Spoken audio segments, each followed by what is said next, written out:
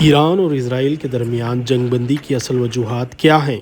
کیا اسرائیل نے جنگ بندی کے لیے امریکہ پر دباؤ ڈالا یا پھر امریکہ نے ہی اس جنگ کو رکوا دیا؟ دراصل ایران نے اسرائیل کے نیوکلیئر پلانٹ ڈیمونا پر حملے کی دھمکی دی تھی اور وہ اس کی تیاری میں بھی مصروف تھا۔ امریکہ خوفزدہ تھا کہ کہیں روس اور شمالی کوریا کی مدد سے ایران کچھ بڑا نہ کر دے۔ دوسری جانب حیفا میں اسرائیل کی آئل ریفائنری پر ایران کے حملے کے بعد اسرائیل میں پیٹرول سپلائی اور گیس کی سپلائی متاثر ہو گئی تھی۔ بعض نیوز ایجنسیز نے یہ بھی خبر دی ہے کہ اسرائیل کا دفاعی آئرن ڈوم نظام کمزور پڑ گیا تھا۔ اس میں مال فنکشن کی پرابلمز آ گئے تھے جس کی وجہ سے ایران کے بعض میزائل کو روکنا مشکل ہو گیا تھا۔ 1.5 لاکھ سے زائد یہودی دنیا کے مختلف مقامات پر پھنس گئے تھے۔ وہ وطن واپس نہیں آ سک رہے تھے۔ کئی فلائٹس تل ابیب پر لینڈنگ نہیں کر پا رہے تھے۔ پھر نتن یاہو کو اندیشہ نہیں تھا کہ تل ابیب اور دوسرے مقامات پر ایران کے میزائل اتنی تباہی مچائیں گے۔ وہ ڈر گئے تھے کہ یہودیوں کی اموات میں اضافہ ہوگا تو انہیں سیاسی نقصان بھی ہوگا۔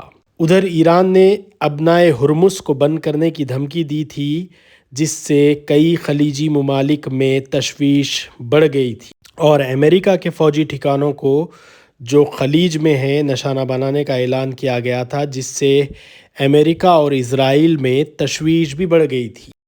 جنگ اگر طویل ہو جاتی تو یہ اسرائیل کے لیے بہتر نہیں تھا اور مجبوراً امریکہ کو ایک فل فلیج وار کرنا پڑتا اور ادھر رشیا اور شمالی کوریا بھی ایران کا ساتھ دیتے۔ اسی طرح ایک فل اسکیل 3rd ورلڈ وار ہونے کا اندیشہ تھا جو امریکہ نہیں چاہتا تھا، اس لیے بھی یہ وار فوری رکوا دی گئی۔ 12 روزہ اس جنگ میں ایران کو کافی جانی نقصان ہوا۔ ایران میں کئی لوگ مارے گئے، ایران میں کئی عمارتیں تباہ ہوئی، لیکن ایران نے جو جوابی حملہ کیا اس میں 29 یہودی مارے گئے اور 1500 کے قریب زخمی ہیں۔ یہ پہلی مرتبہ تھا کہ تل ابیب میں اتنی بڑی تباہی ہوئی تھی۔ یہ تباہی کو دیکھ کر بھی کئی یہودی ڈر گئے تھے اور اس کے منفی اثرات ہونا شروع ہو گئے تھے اور کہیں نہ کہیں یہ مطالبہ کیا جا رہا تھا کہ جنگ ختم کر دی جائے۔